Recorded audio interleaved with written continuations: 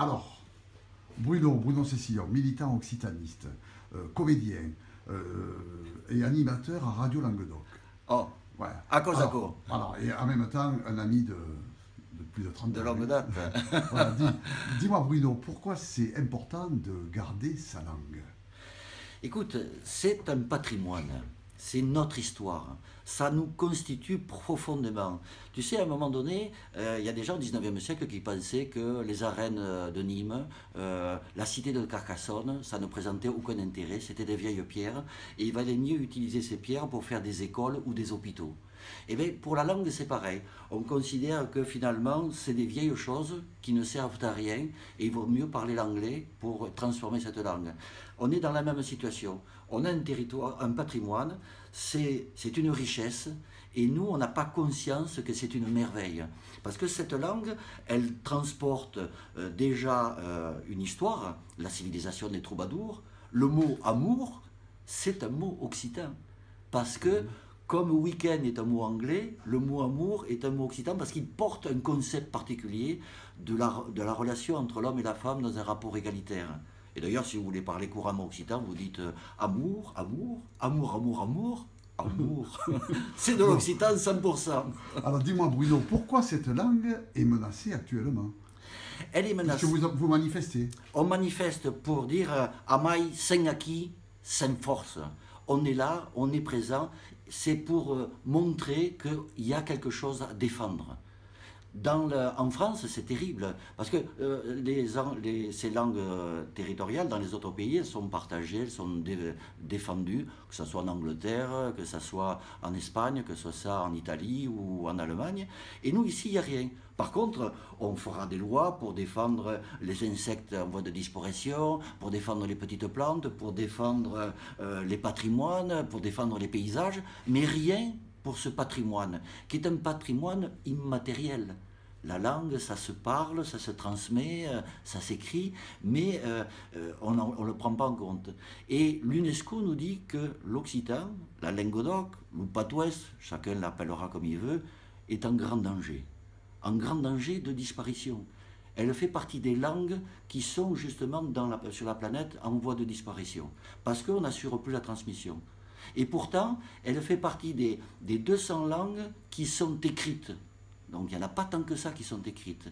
Et donc, il nous paraît important de défendre cette langue pour qu'elle ne disparaisse pas, parce qu'en plus, c'est mieux d'avoir 2 jambes pour marcher, une langue occitane, une langue française, on tient mieux l'équilibre.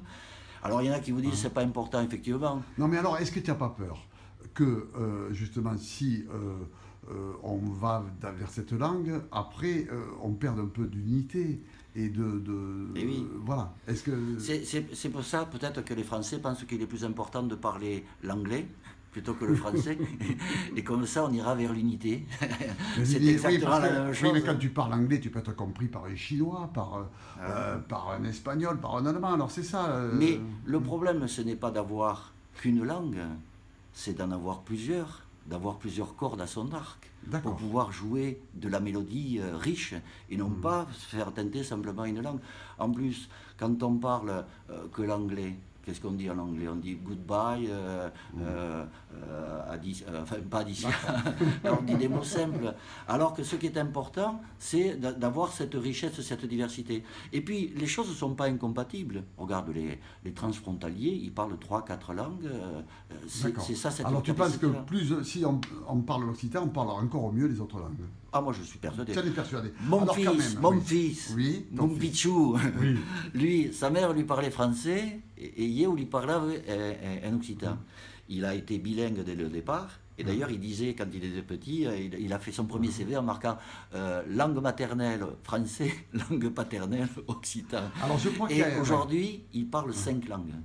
D'accord. Donc, il parle l'occitan, le français, l'espagnol, l'anglais et le turc. Bon. Alors dis-moi, il y a une phrase de Mistral, je crois, qui résume un peu ça, que tu m'as cité tout à l'heure.